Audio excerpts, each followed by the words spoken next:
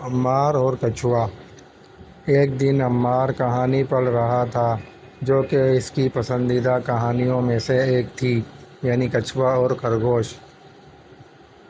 کہانی پڑھتے ہوئے عمار کو اس بات پر ہنسی آئی کہ آخر خرگوش کو کیا ضرورت ہے کہ وہ کچھوے سے یہ سیکھے کہ ذہانت اور ہوشیاری جسمانی برتری سے زیادہ مفید ہے۔ وہ اس بارے میں سوچ ہی رہا تھا کہ اچانک اس نے دیکھا کہ کچھوا کتاب کے صفحے پر بالکل زندہ باہر نکل آیا ہے اور اس کے ساتھ باتیں کرنا شروع کر دی ہیں۔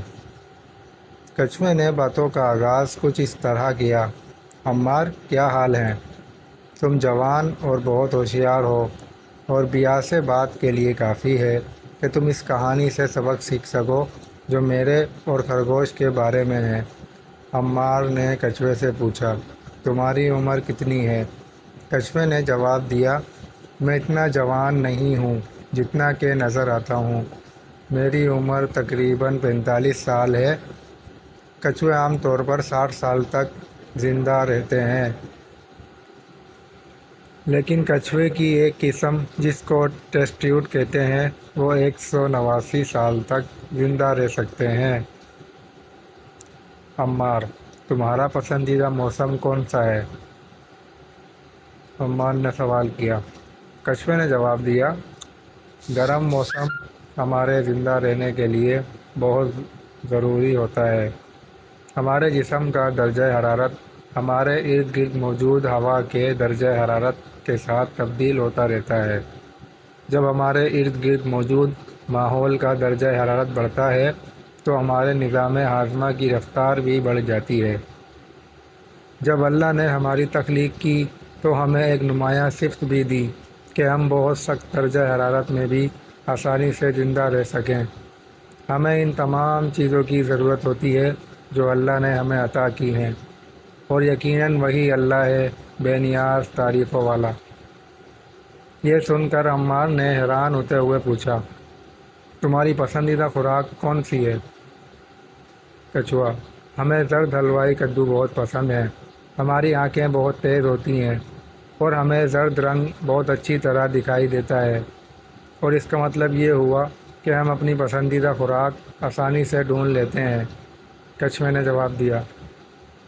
عمار کے پاس کچھوے کے لیے ایک اور سوال بھی تھا، کیا تم سردی کے موسم میں کہیں چھپ جاتے ہو؟ کچھوے نے وضاحت کی، ہاں، اکتوبر کے موسم میں جب موسم سرد ہو جاتا ہے اور اس طرح خوراک کو ڈھونڈنا بہت مشکل ہوتا ہے تو ہمارے جسم سست ہو جاتے ہیں اور ہم اپنی حفاظت کے لیے مہینوں تک سو جاتے ہیں۔ ہمارا نظام تنفس یعنی سانس لینا اور ہماری دل کی دھڑکن سست ہو جاتی ہے۔ ہم اکتوبر سے مارچ تک سست پڑ جاتے ہیں کیونکہ اللہ نے ہماری تخلیق ہی اسی طرح سے کی ہے۔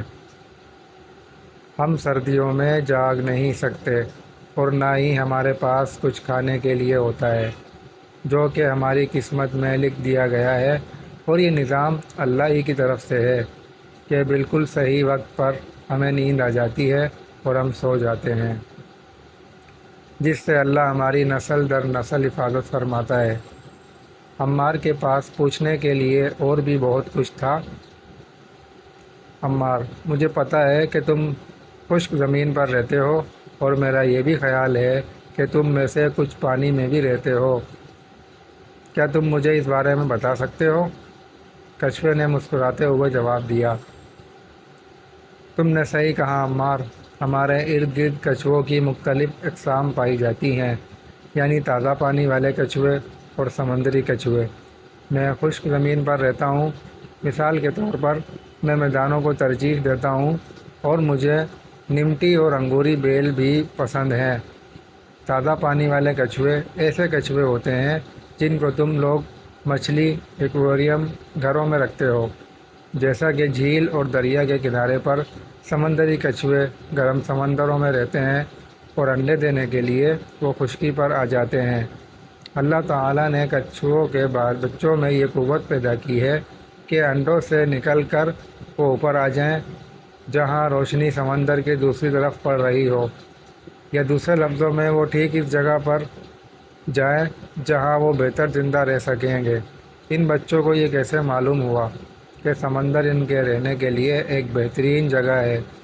یقیناً اللہ ہی نے سب معلومات سے پہلے سے ان کو عطا فرمائی ہے۔ عمار نے کہا، تم بالکل صحیح کہتے ہو۔ سب کے پاس ذہن اور عقل موجود ہے یہ سوچنے کے لیے کہ یہ دنیا اللہ کی حیرت انگیز تخلیقات سے بھری پڑی ہے۔ ہم سب کو یہ جان لینا چاہیے کہ میں اور آپ، سارے کے سارے جانور اور درخت اور خواہ وہ کچھ بھی ہو، سب اللہ کی نشانیاں ہیں۔ تمہارے ساتھ بات کرنے کا بہت مزہ آیا اور اتنی معلومات دینے کا بھی شکریہ۔ اللہ حافظ۔ ہاں، خدا حافظ، ہوشیار بچے۔